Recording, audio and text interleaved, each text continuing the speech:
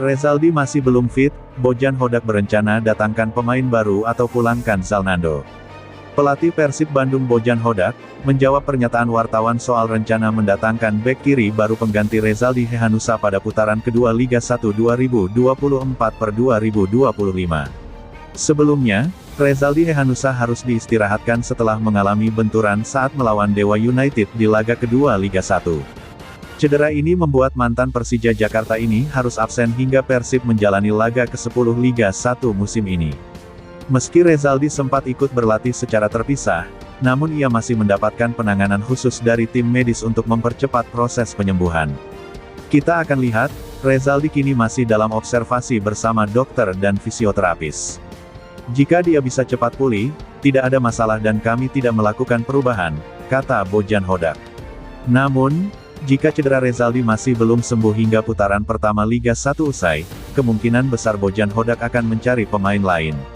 Salah satu opsinya memulangkan kembali Zalnando dari PSIS Semarang yang berstatus pinjaman. Jika dia tidak bisa pulih cepat maka saya harus memaksimalkan pemain lain di tim, atau mungkin memulangkan Zalnando, atau kami mencari pemain lain.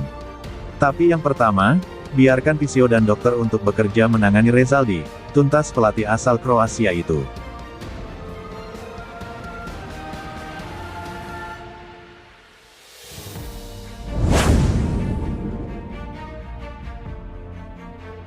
Sementara timnas Indonesia meski disalip China, Indonesia masih punya peluang lolos ke putaran keempat kualifikasi Piala Dunia 2026.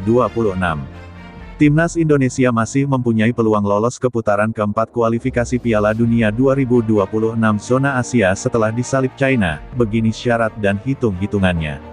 Posisi timnas Indonesia di peringkat kelima pada klasemen sementara grup C putaran ketiga kualifikasi Piala Dunia 2026 zona Asia telah dilewati oleh China. Kepastian itu setelah China berhasil menang secara dramatis 1-0 atas Bahrain pada Kamis tanggal 14 November tahun 2024, berkat gol tunggal Zhang Yuning. Tambahan 3 poin itu membuat China naik 2 peringkat dari posisi 6 ke posisi 4 di klasemen sementara grup C dengan koleksi 6 angka. Poin yang didapat China sama dengan Australia dan Arab Saudi yang menempati posisi kedua dan ketiga secara beruntun selagi Bahrain di peringkat 5 dengan koleksi 5 angka. Sementara itu, timnas Indonesia yang baru akan memainkan laga kontra Jepang pada Jumat, tanggal 15 November tahun 2024 malam WIB harus terlempar ke dasar klasemen dengan perolehan 3 angka.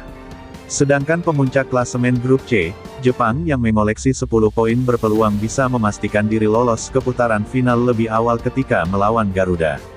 Meski saat ini timnas Indonesia masih berada di dasar klasemen sementara grup C, pasukan Sintayong itu masih memiliki peluang lolos ke putaran keempat. Sebagai informasi, nantinya 2 tim teratas di putaran ketiga ini berhak lolos otomatis ke Piala Dunia 2026, sementara tim peringkat ketiga dan keempat lanjut ke putaran keempat. Secara realistis, timnas Indonesia ditargetkan lolos lewat putaran keempat. Pada putaran ini, nantinya 6 tim akan berebut di 2 grup untuk mendapat 2 tiket terakhir ke Piala Dunia 2026.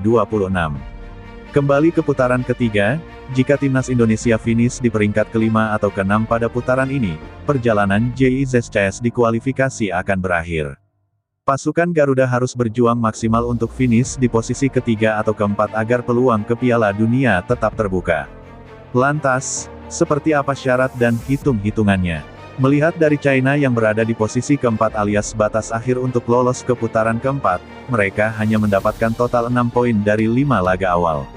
Karena itu, bukan tidak mungkin China juga hanya akan mendapatkan maksimal 6 poin di sisa 5 laga pada leg kedua nanti sehingga mereka total mendapat 12 angka. Sebab demikian, jika diambil rata-rata, timnas Indonesia diperkirakan membutuhkan total 13 poin untuk finish di peringkat 4, dengan catatan bergantung pada hasil tim lain. Bagaimana untuk mendapatkan total 13 poin? Timnas Indonesia harus menahan imbang Jepang dalam laga malam ini dan menang atas Arab Saudi Selasa tanggal 19 November tahun 2024. Kemudian timnas Indonesia tidak apa-apa kalah dari Australia di leg kedua asalkan meraih kemenangan atas Bahrain di laga kandang pada Maret tahun 2025 nanti. Setelah itu, timnas Indonesia juga tidak masalah kalah dari Jepang di leg kedua asalkan mampu mengalahkan China di laga terakhirnya tahun depan. Jika skenario itu terjadi, maka timnas Indonesia akan mendapatkan tambahan 10 poin sehingga total memperoleh 13 angka. Perolehan poin tersebut bukan tidak mungkin bisa mengantarkan timnas Indonesia finish di posisi 4 klasemen akhir putaran ketiga untuk lolos ke putaran keempat kualifikasi Piala Dunia 2026. Namun perlu diingat, itu baru perkiraan sementara. Syukur-syukur skuad Garuda mampu mengamankan poin maksimal di setiap laganya.